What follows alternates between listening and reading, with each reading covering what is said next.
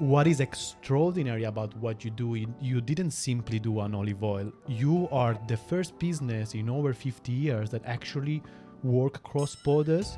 Yeah. And for the viewers that don't know what means to work in cross-border in Cyprus, that we still have a pretty much a hard border.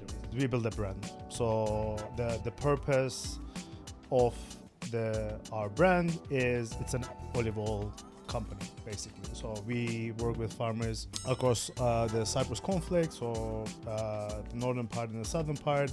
We work directly with family farmers, get those olives together and create what we aspire to be and hope to be one of the best olive oils in the world. I love that. How the hell did you got into US from tiny little Cyprus? Euronews, we had a evening segment, you cannot pay for that. So we had 2-3 minutes on an evening segment. Wow. TV show running daily. We just stumbled upon a slow news cycle that day, and people were literally sending me screenshots of that from Switzerland, France. Basically, it's like setting up a company X2. Yeah, exactly. So bank account, double the bank account, double the corporation. Jesus Christ. Yeah, so all of that, and also no one has ever done it before.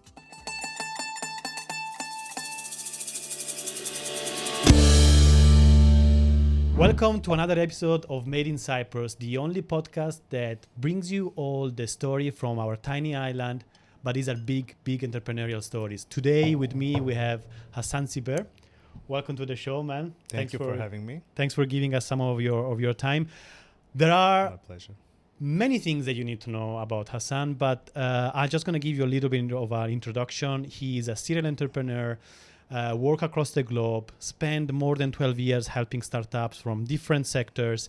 And a few years back, he came back to Cyprus and he did something that in my mind is one of the most impressive, extraordinary, inspiring stories in our tiny island. And every time that I'm speaking about brand purpose, mission, vision, inspirational stories, which we have a lot in Cyprus, and our goal with this podcast is to bring them to you.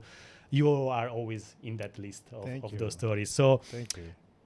Tell us what you did. I'm blushing. Thank you for that amazing introduction. I think what I did and still do most of my day to day is we build a brand. So the purpose of our brand is it's an olive oil company, basically. So we work with farmers across the Cyprus conflict, so the northern part and the southern part. We work directly with family farmers, get those olives together and create what we aspire to be and hope to be one of the best olive oils in the world. I love that. That was what was happening. So the origin story is I was living in London at the time, London, UK. And I also smuggle olive oil. So in my day job, I was in finance, so I was a venture capitalist. But in sort of the holiday times, I used to smuggle sort of. You were an olive oil pusher. Yeah, I was olive oil pusher. I was that guy. Very low margins because I was giving it away pretty much to good friends and family. And I think at that point it kind of clicked. It kind of clicked because in London is very, as you know, it's a very kind of international friends and family kind of space. Yeah. So you give to Spaniards, Portuguese. I had Bulgarians. Every time they was oh, this olive oil is different, and this oil is amazing. And this was basic family olive oil that we kind of squeezed. I think it was always the back of my mind. So when I decided to enough with kind of finance, enough with that chapter of my life, the next chapter was very much what do I want to do became olive oil. And it was a slow progression. It wasn't day and night. Yeah. The second was I want to do something in Cyprus. And it was a lot of soul searching, why Cyprus, and what does Cyprus mean to me? Because I haven't been brought up in Cyprus. Oh, you haven't? I thought you were. No. So I was born to Cypriot parents. So both of them are Cypriots. I was born in Istanbul, Istanbul, Turkey, and then moved when I was 18. I moved to the UK for study and then lived my life there. So for me, it was a very. I mean, I'm from the diaspora. So for me, what Cyprus meant was a dream of a place more than the actual thing. Like we came in every December, summer, that sort of the traditional family Yeah. this vacation times. So long story short, about 3-4 years ago now, I kind of decided to let's give it a go. Like no one ever did it before. No one ever worked on both sides. Obviously, there are olive oil from Cyprus. Here and there, it's a very small island, so Yeah. you don't have that much of olive oil brands. Yeah. Uh, I remember like one of the first experiences with olive oil in Cyprus was when I was invited to harvest it. And okay. there was this family tradition of, let's do souvlaki, let's drink zivania and harvest the olive oil. And I thought, oh my God, this is going to be amazing. Going to go harvest the olive oil. I didn't realize how bloody hard is actually to harvest the olive oil. And it's Yeah. still very, really hot, even if it's like the harvesting season is kind of like entering the winter or exiting the winter. I don't know. I'm confused. Or It can getting be there, hard. it Yeah. depends on the family. can be- It it- depends on it the ca- it- timing of the family. It can be as well. hot. But what is extraordinary about what you do, you didn't simply do an olive oil. You are the first business in over 50 years that actually work across borders. Yeah. And for the viewers that don't know what means to work in cross border in Cyprus, that we still have a pretty much a hard border, isn't it? There Yeah. is a no man's land in between the southern Cyprus and the northern Cyprus. The ONU is there. Like we actually met in one of these entrepreneurial startups where we're trying to use cross-border entrepreneurship as a vector of peace. What made you decide that it doesn't have to be only an olive oil, but it has to be a brand with a purpose, and the purpose is to bring these hard borders together, closer together? I think building a brand is a love story, and like as you kind of because you're I mean for what I believe is you're building a story in your mind as well. So you're writing the movie and you're writing the story as you go along. So and I didn't want my story to be like one-sided. I want it to be kind of multiple sides. I want it to be reflectionary in that I didn't want this to be like a Turkish Cypriot olive oil or Greek Cypriot olive oil. I didn't want anything. I didn't want to like something to precede the word Cypriot or Cyprus. So that became like, oh, can I do it? And Can it just be can it just Cypriot? Exactly. Can it just be Cypriot? Can we just create something that is larger? I love that phrase, like larger than the sum of its parts. So if it's like 2, can we make it 5? Is there more that we can attain from the cooperation rather than like just basic simple parts? Yeah. So that was a question that to answer that question took us like about 8 months in Cyprus. So we're the first company ever to do it. Wow. So must have been hard in terms also of roadblocks and paperwork and how did you actually bring it to life then? So there was a lot of like parts because obviously I'm also again diaspora. So you need a little bit of like unknown and known. So for me, like I didn't know how hard it's gonna be. So I took it like day by day. I obviously I had my family, so I asked around like the little network. Everything in Cyprus like has kind of almost, I would say 98% of the things has to be done face to face. So like you have to just kind of get to that gear because coming from London and finance, like you do pretty much all your work in like emails, like spreadsheets, and so I wanted to do something much more physical. So it was like, oh, like I'll go meet people and see how you get in that political stream because like you obviously are asking something. I mean, you're asking something of people that is very basic to you. Like I want to trade olives and olive oil. That's it, right? So like I want to from A to B. Then I'll do all this work of introducing this amazing olive oil to the world. So I'm leaving that part. It's just like from a very small island from A to B. That's all you're asking. Obviously, that becomes like a lot of chamber of commerces, like multiple chamber of commerces, multiple corporations that you have to set up. That becomes like the Minister of Agricultures and like all that people that you have to like speak to. And this is in both sides. So did you have to do basically it's like setting up a company X2. Yeah. So exactly. So like bank account, double the bank accounts, double the corporation. Jesus Christ. Yeah. So all of that, and also like no one has ever done it before. So you just go there and like, I want to. It's basically like I want to trade olives, and they'll look blank, and then they'll see, um, everyone like kind of. This is what happens in Cyprus. Like everyone inclines to accept, but there's always a phone call to someone like higher up to see like, oh, like we allow it, and this is very political. So I'm not gonna go into politics, but it was like as a Turkish Cypriot going, and then my kind of one of the co-founders and like one of the partners was the partner now like kind of stepped out, but all in good terms.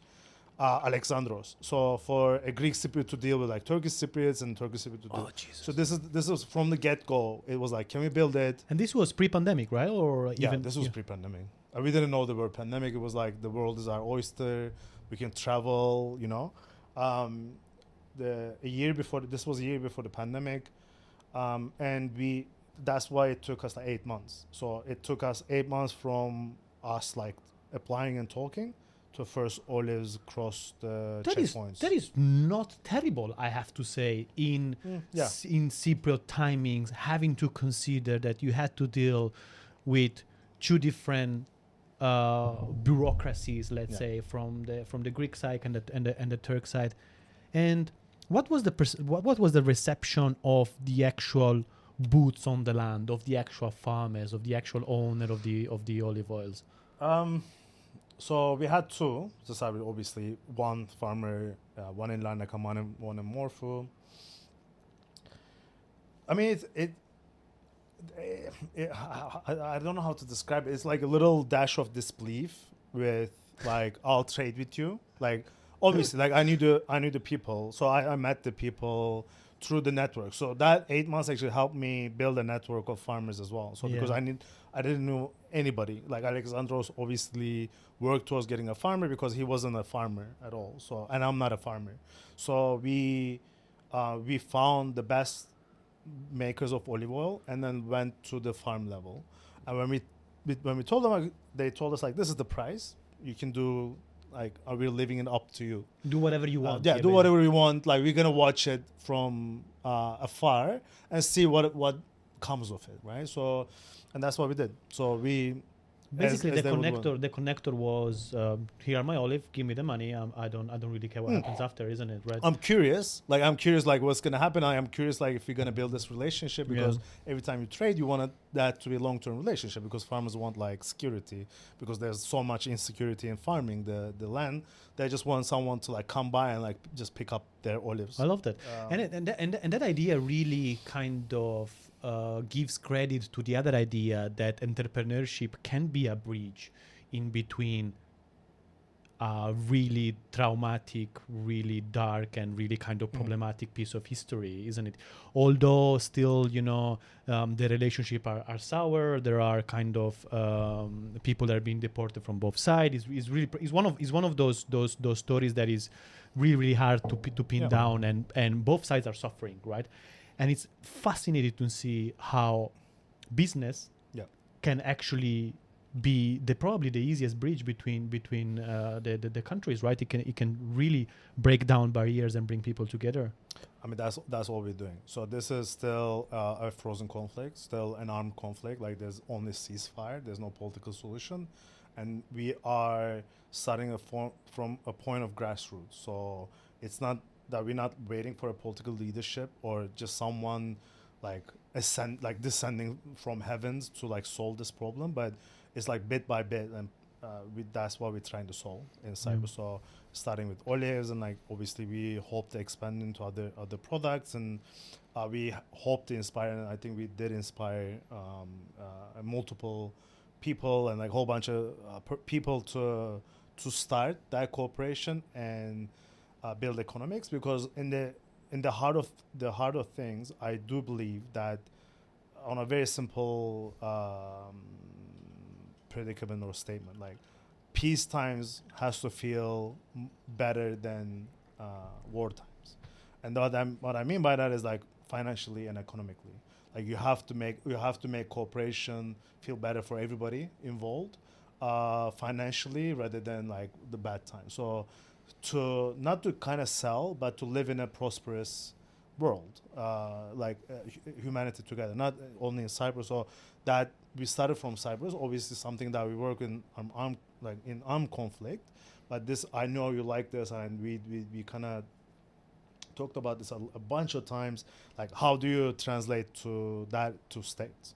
Like, how would you talk about it in the States, even in the UK, where like a lot of people don't know? Like, okay, like we went to Cyprus on a vacation, but this is a forgotten conflict. I mean, I mean, we face it kind of every day working in the States, because our olive oil is like 100% sold in United States of America now. Let's just like States or US from the rest of the podcast. And that's what happens. Like, oh, where is Cyprus? Or like, what is the Cyprus conflict? So for any company, that becomes like, you have to have amazing product, which hopefully we do. We believe we do, like in terms of taste, because we're a food company. The second is what we're trying to do with the new bottle is like more sustainably. Like, sustainability is became a big part of us. Our motto became peace, planet, and olives, in that order. So and then we reversed order. So for purpose, peace, planet, olives, but for customers, we have to get the olives first, like amazing olives, then the planet, which they care about a lot, and then it translates immediately. And then peace is like mostly for us, for the brand, but for the people that are working in the company. Like, that's what they want to do, and that is a part of the brand, like part of the company. Like, I love that. I love that, and I think one of the reasons why we clicked immediately when we met at Cyprusino, at those workshops that are using entrepreneurship to bridge people from the Greek side and the Turkish side. It was that you understood what a brand is, not about logo, design. Obviously, they have these things as well, but it's about kind of like having the deeper purpose, the deeper why, the deeper meaning of doing business. And I think it's fascinating. I want to go back into what happened after those 8 months, because you struggle and you did this bureaucracy by two, Greek and Turks, and you started harvesting, you started producing. How the hell did you got into US? From tiny little Cyprus. One like parentheses, because not to you, because you're like, you have to, like, the viewers have to, like, in Cyprus, I hate to call it like Greek and Turkish side. Yeah. So from like, I always call them northern and southern. Like, my family, they're refugees from Paphos, like, which is a southern city now. But I hate that dilemma. It might just be me. Like, a lot of people use a lot of words. Yeah. And this is a political, like, for the viewers.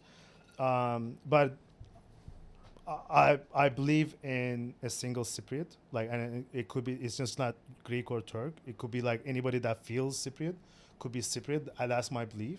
And it's not like, my inclination is not to call someone Greek Cypriot or Turkish Cypriot, which is I understand. For viewers, I'm not. This is not me kind of teaching. But I for me, absolutely love Cyprus that. is definitely multinational, multicultural. I feel Cypriot. I've been here for almost 5 years, and my girlfriend is Cypriot. My friends are Cypriot. Half of my family is Cypriot. My business is Cypriot, and this podcast is to help other people in the world realize that we are Mitzi Alarutzi, that is a tiny little place, but gosh, there is so much happening, so much happening, and I love and I love where you're going with that, and you're teaching me something. I think language and the way that you articulate has meaning, and thanks for that. No, it's okay. I mean, more than okay. I know where you're coming from as well. Like, it's just from people viewing outside. It's very simple. Like, this is what we deal with. Like, something that between Greeks and Turks, whatever. So in northern Cyprus, the feelings are like, we are Cypriots too. Yeah. Yes, there are political things that we need to go into and we need to talk about.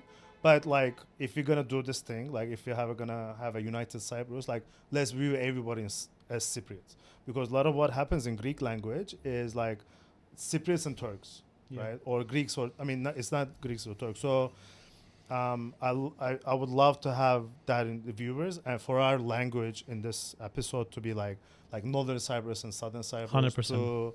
to not to like denominate people. What happened with the US? Gosh. So what happens is, like, when you start a company, you go friends and family. Like, you have to, like, you're just like grasping at something, like, and telling people like, this is my dream. So my dream is to like have this olive oil. I think you're gonna like this olive oil, and this is the brand's purpose. Um, Obviously, looking back, this is the third rendition of our like the bottle. So And how long was that in years?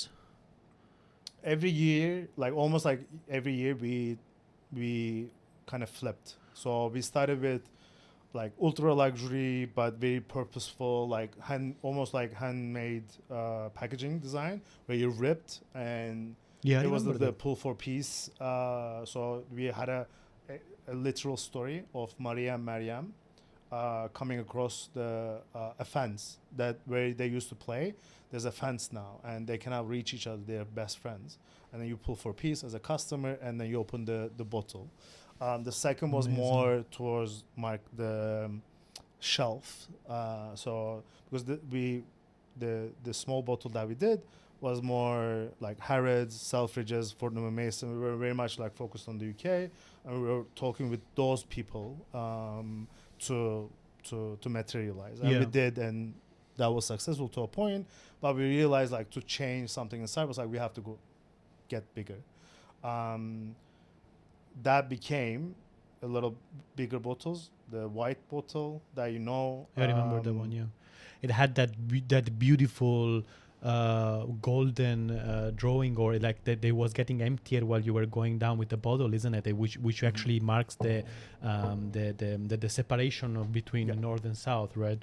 Yeah, what we call the green line, or in British times. I mean, the reason we call the green line is it was literally a green pen that they draw the first piece of it in Nicosia.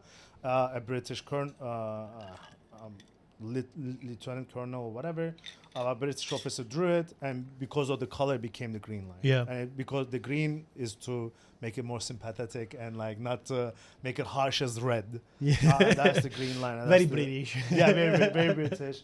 And when we like, because building a brand, like you have to go to that little points that makes a lot of sense. Like first Cypriot was perfect, but it was a Spanish. Like we worked with a Spanish designer, and we had like 20 pages of a brief, and like this is what it means, and these are the photos from the conflict, and like this is where we want to get to.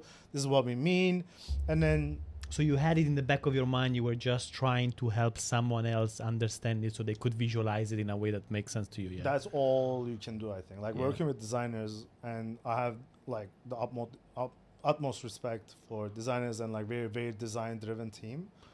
We are.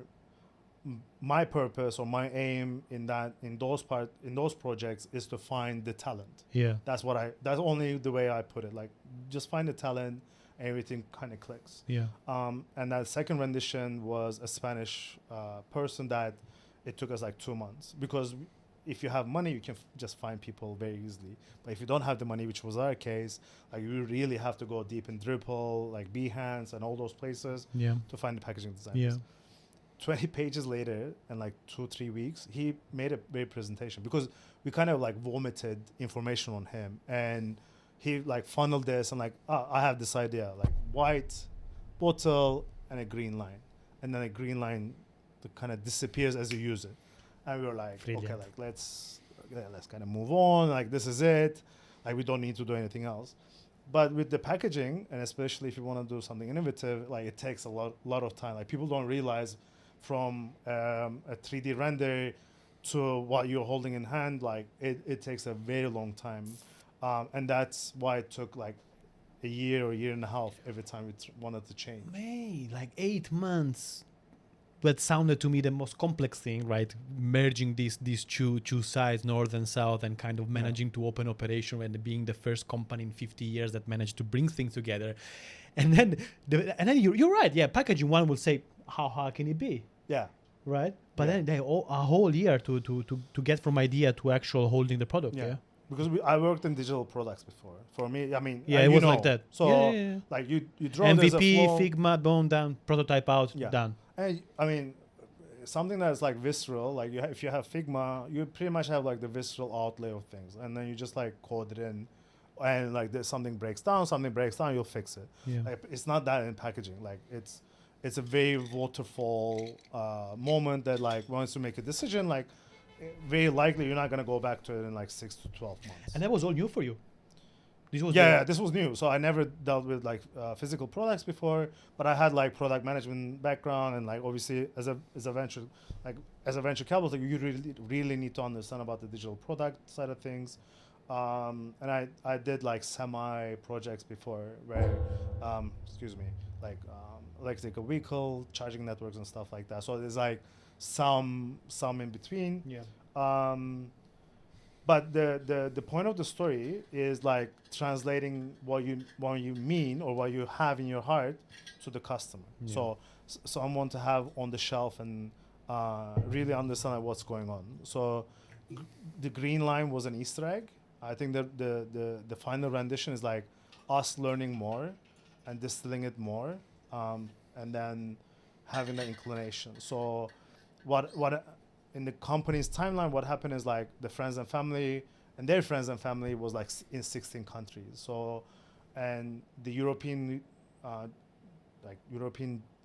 newspapers and TV channels really took our story to heart. Like we had the Euronews, we had a like evening segment, like you cannot pay for that. So we had like 2-3 minutes on an evening segment. Wow. TV show running like daily. We just stumbled upon like a slow news cycle that day, and like people were like literally sending me screenshots of that from like Switzerland, France, and then ARD picked this up, which is actually bigger than BBC. German-speaking TV media, like conglomerate. And they like the story behind it, I guess, right? It was very simple, like bringing. This is happening in Europe. This conflict is still happening in Europe. These guys are working towards. It's a very simple premise of like bringing all this together on an island, and selling it to improve their island and improve their lives on there. So, I think that's what attracted them. The Euronews and AFP, which is the French association, like media association, those like they made us famous. So we were featured in 32, 36 articles, different timelines in like 19 languages. So that really set things apart. So we were growing in Europe, and like we were able to send everything online. So that 16 countries became very nice cadence for us.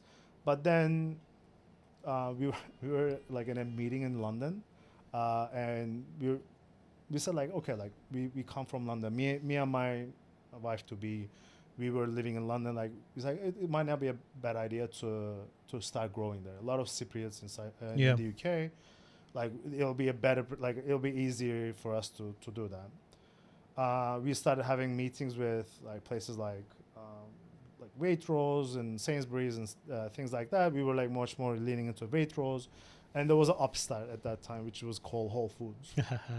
Yeah, so they were, when we were talking with them, there were like 3 stores, central London, and we're like, we love it. Like we love Whole Foods. When I went to States, like we always which like in States was massive. It's the biggest, huge. Yeah, it's the biggest natural channel.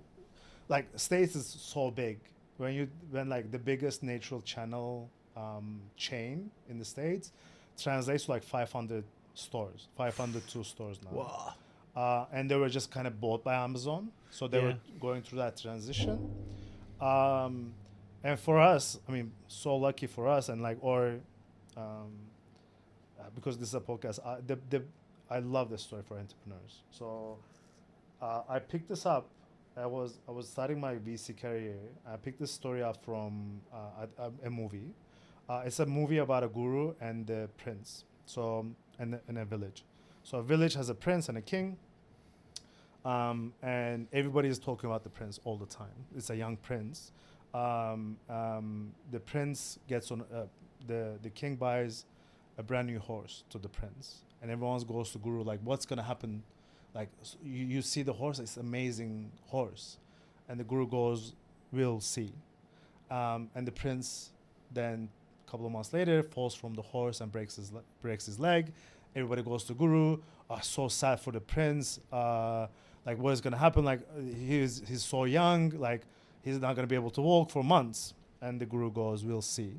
and then there's a war breaks out in a couple of years later. I mean, a couple of months later, and everybody in the village goes to the guru. What's gonna happen? And he goes, "We'll see."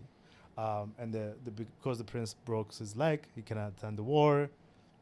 We will see. So that the we'll see story that I kind of butchered it a little bit is good for that.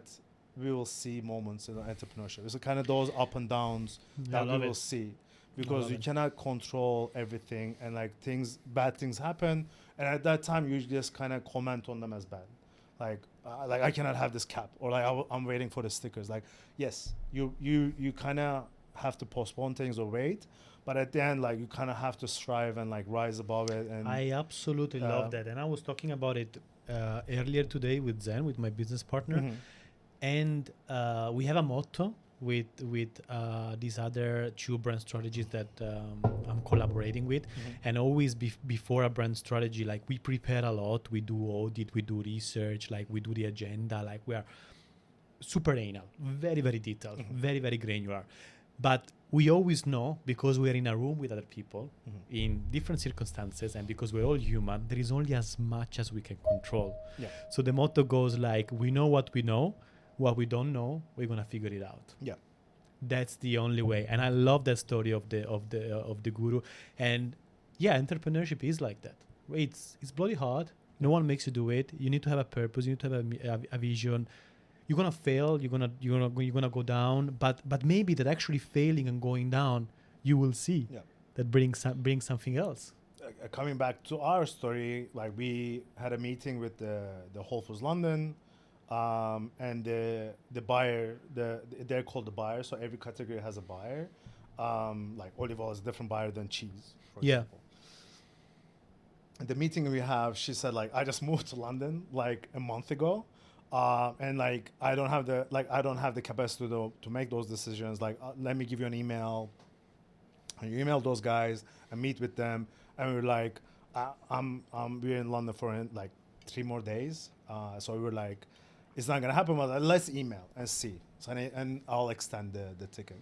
And then because they were bought from Amazon, this was like Amazon, like domain, like Amazon.com something. And we're like, is this like, all right, let's just email, right?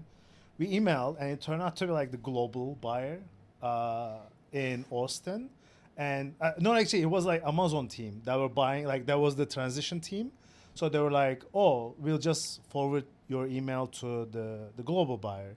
And the global buyer means like all of the Whole Foods across US, Canada, and UK. Yes. And like, we had the email for that. And like, she was like, this exists. Like, that was a reaction. It was amazing. Like, oh, like, we would love to, like, would you consider and she was, US? And they and again, they were interested in the story, in the purpose, isn't it? Yeah. And it was very raw at that time. Like, we didn't have any experience like pitching retailers. Like, we knew how to get meetings and such, but like, pitching retailers are a much different story. And at that time, we were like very raw. Like, we were talking about the purpose a lot. Where like now we know, like, I mean, now we're like more veteran of the industry, and this is what happens in any sort of entrepreneur. Like, you either come from the industry or you pay the ignorance debt. Yeah, you like, sweat for it. Yeah, you kind of sweat for it. So I ended up having like we started having like emails back and forth. Like, we're considering you guys, and it took us a year and a half from the initial email to that. And we had like meetings, we had video calls, because they loved the story that much that we were one of the very, very few brands that had a call with all of the buyers across Whole Foods, and that helped us a lot further. Like, everybody like LinkedIn, we had the VP of merchandising, and we had like the VP of the whole strategy of Whole Foods, like listening us from the buffer zone, and like us like taking videos and like, oh, this is what it looks like, a division in the world. So that was very, like, we really felt like, I mean, that was one of the proudest moments, like having the email like, we selected you for to go across Whole Foods. Wow. I mean, the established American brands struggle to do that. Like, and people are coming back to us like, what did you do? Like, what is happening now? And we were like, yeah, like, we need to kind of fulfill this order of like it was so big. Like we never had like an order that big before, and we were like, it was We're the gonna have to euphoria. figure it out. Yeah, it was a euphoria of like, oh my god, because it was very close, right? Like I mean, it was about to go down. Like Alexandros were having like personal issues, not with the company. Like we were struggling like getting the new bottles, like who's gonna buy, and like the meetings are getting like too long. Like the decision cycle was too long in the UK, and in the when that happened, it was like, oh, like there's a whole new life to this company, holding off to the brand. It the economics really makes sense now, and then we kind of moved on. So that it's one of the best moments, getting the Whole Foods USA, Fascinating. and then it's now been like year and a half, where we're doing the best we can to like uphold our deal, which is it's like given space to us, like it's that those square inches are, I mean, so valuable. So we're trying to innovate much more, and this rendition is like, um, it's so unique to have something from Cyprus. Like they know it. Like nobody heard of Cyprus. Like we're building that Cypriot brand to like thousands of people every week, but also getting to that taste. So like we're bringing the kind of taste of Cyprus, like what we like put our blood, sweat, and tears in here to the shelf. I love there. it. I absolutely love it. And here's what I'm learning from you. You know, benchmark good product, like obviously, right? Benchmark, like that's the step zero. Yeah. A whole full lot of heavy purposeful love and story on it, and a pinch little bit of luck. Yeah. Yeah. And then just the willingness to risk it and to go it. I mean, yeah, I mean, luck, you shouldn't never cross out luck. Yeah. I mean, it's a bit of understanding of like you don't control everything. Yeah. But something good happens to you, like take it. Yeah. You know what I mean? Like you have to, I mean, being in that mindset. And as Cypriots or in Cyprus, our local market is so small. Yeah. That, I mean, small but mighty comes from that. I mean, that's what it means to me, because like as a Cypriot entrepreneur, you have to go international, like almost like right out the gate. Otherwise, the things don't work Yeah. out. So that becomes, you have to be very global in this melting pot, which was a melting pot from Forever. like millennia, like Yeah. not more than millennia, because we have like disciples. That was Yeah. we have a disciple buried in. There are some in Cyprus. There are some Venetian words that I thought that no one really knew, because I grew up in Venice, right? And I'm a fluent in Venetian dialect, which can almost be his own language. And we go in these God forgotten villages, and I hear a local speaking, and I'm like, wait a second, Yeah. what did you just say? And it repeats, and I said, oh my God, like this is not even Italian, it's actual Venetian. And being a tiny little piece of land floating in the Mediterranean, such a strategic position, we had it all. Yeah. We had it all. Like, it always been a melting pot. Yeah. You're absolutely right. So why don't we like take that advantage of it and as you said, like go internationally immediately? Yeah. And I love that. I absolutely love that. And what an inspirational, great story. And I just love speaking with brands that have a strong purpose, and I also love to see how actually having that story, having that purpose, having that love, actually converts from the business side as well. It'll be very, I might be technical, but it builds on the loyalty side. So you cannot tell your whole story, or you cannot marry someone on the first date. It's the same thing. Like it has to make sense in the face of things. So the product is much more important. You start that relationship with a good looking design. Like the design is super important. I'm talking about food products or physical products mostly. The design really has to make sense, and it really has to be attractive. Then you kind of capture people with the taste. Since we're talking about the design, this is your brand new bottle, right? Yeah, this is like fresh out of the mill, fresh out of the factory. So what we did, we can do like a before after thing. Like we had the white bottle, which was very minimalistic, but it was like almost like too minimalistic. And that was in iteration number 2, yeah? On Yeah, the that journey. was iteration number 2. So, but on the shelf, no, I'll give you this one. So we changed the. Ooh. That's the reaction. So that if you capture that, that's the reaction we're going for. Oh my god! Like I'm sorry for the people not being in here. Like it's gonna be an audio and video podcast. I just wish it was also a smell. This is so good. So man. this is like kind of literally, oh my god! Like we waited so long. For So these. so the little thing it pops out. Yeah. So this is the first in the world that we work with the Israeli company actually to design this. The aluminum bottle is one of the first. We're not the first, but we are one of like the 2 or 3 companies in the world to start doing aluminum bottles. And this is what I mean from Cyprus, like small by like you can do anything now. It's a perfect sandbox. Yeah, perfect sandbox. But so we kind of designed it for the shelf, but we had to have like that it factor. So we kind of relied upon the purpose a little bit too much, like the green line and everything, like, and they'll get it. To now, like they'll get this extra virgin olive oil right in the middle of the center. Love that split. You have the brand name, Family Farms in Cyprus, so you know they were the origin. And we asked like 1,500 people working on this design. So it's very minimalistic, but it works. So there's like from 3-4 versions. We build up to this, and aluminum for the planet. So it says right on the bottle. It's not tin. No. It's not glass. And then the like party pieces is the taste that pops. So Taste that pops. Yeah. I like it.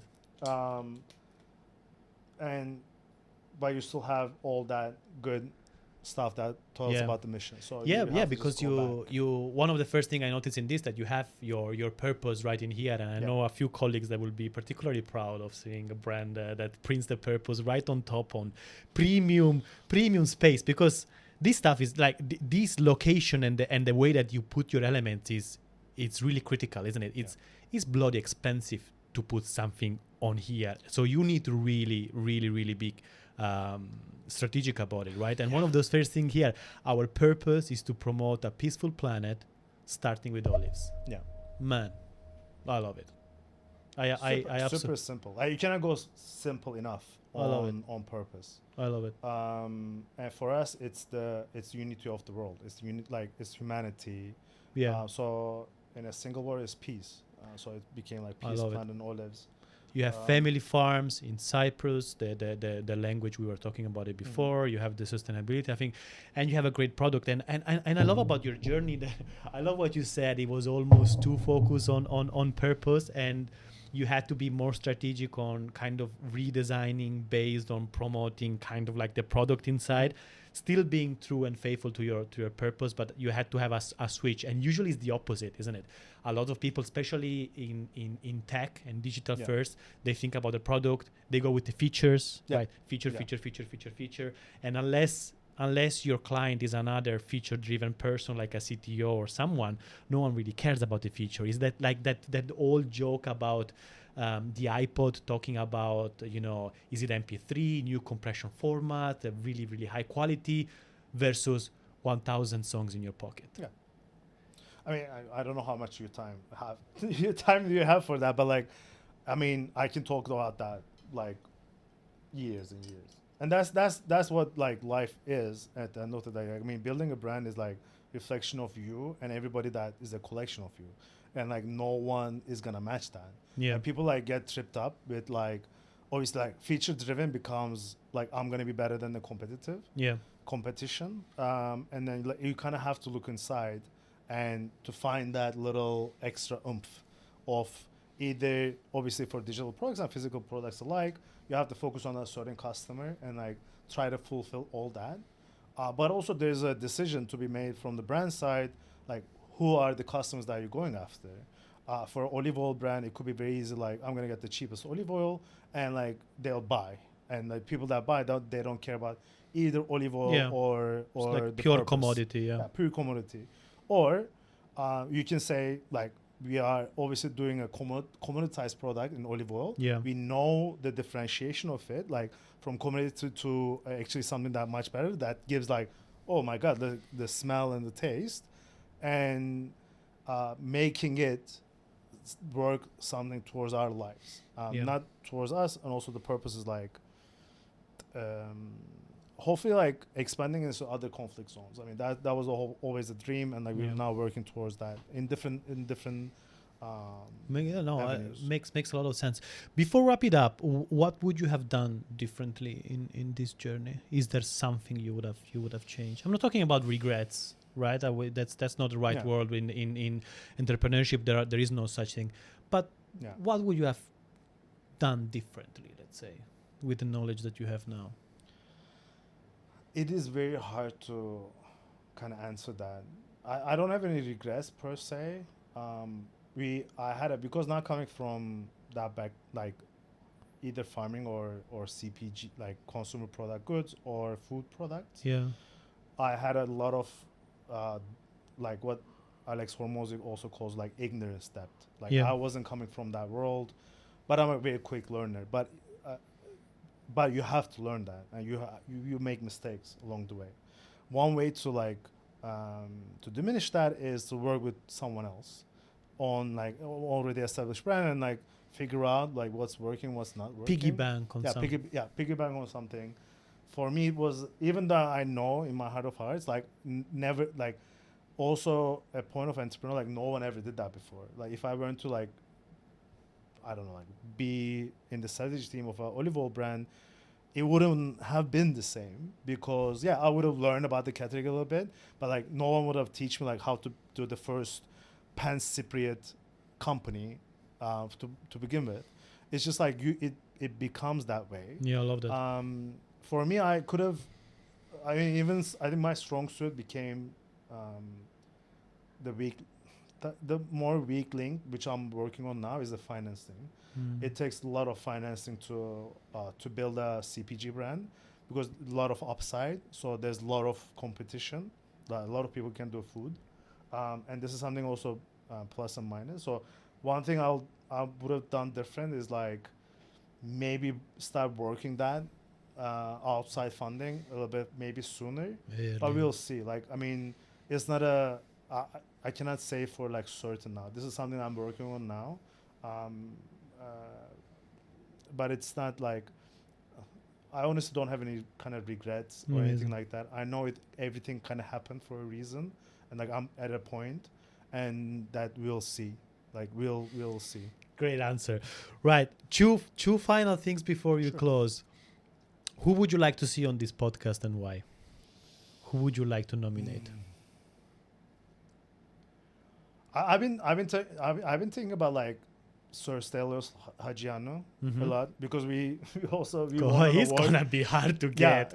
But I mean, right. So, but that might be like one of those things, like because I'm thinking about people that build a global brand from Cyprus. Oof. It could be like digital or physical.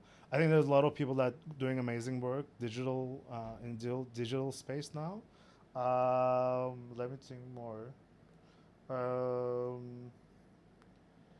I mean he might be one of those guys.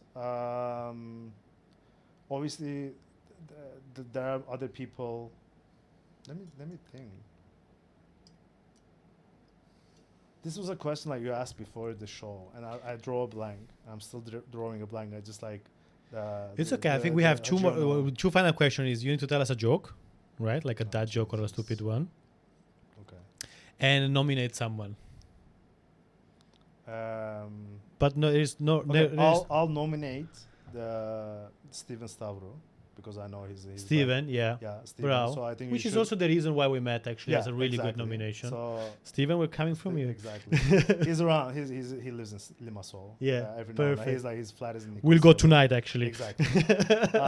So it's much easier commute for him. I mean, EasyJet Empire. Like, I mean, I'll work on that. I'll try. I'll see if I can pull he's- some strings. We have some contacts, so we, I will we can love just it. say, yeah. I mean, I will paint that chair orange for him.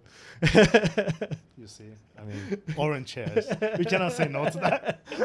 You're flying from Monaco. Come no, to no, us. No, no. Come I will to make us. the We chair have- orange. We have orange chairs. I don't think he flies business. That was No, an easy no. joke. Yeah. Does that count as a joke? Okay. No. Also, dad jokes. Yeah. You can research. I No. can give you some time. You don't have to have it now. Okay. Right, Hasan. So now is your chance to shine. Give us your joke. So it's a question of a joke. Why do dads take an extra pair of socks when they go golfing?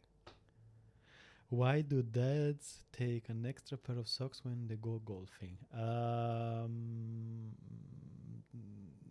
No, I don't know. Why? They might have a hole in one. Dun, dun. Brilliant, brilliant, brilliant. Mate, thank you very much for your time. I know that you're a very, very busy person. Thanks for coming. Thanks for gifting us your precious time. And once again, great story. Thank you. Thank you very much. Thank you for having me. It's a bit pleasure of an hour. And hopefully people will get something out of it and will For collect sure. more and follow, like, subscribe so we can grow this community. Great. Where can people can find you actually now that you said that?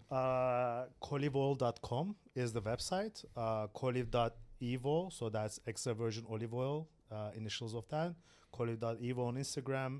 You can find us, email us, contact@coliveoil.com. You'll go on the website and everything is there. Coliveoil.com. Sounds good. Thank you very much. Thank you. See you on the next episode. Bye.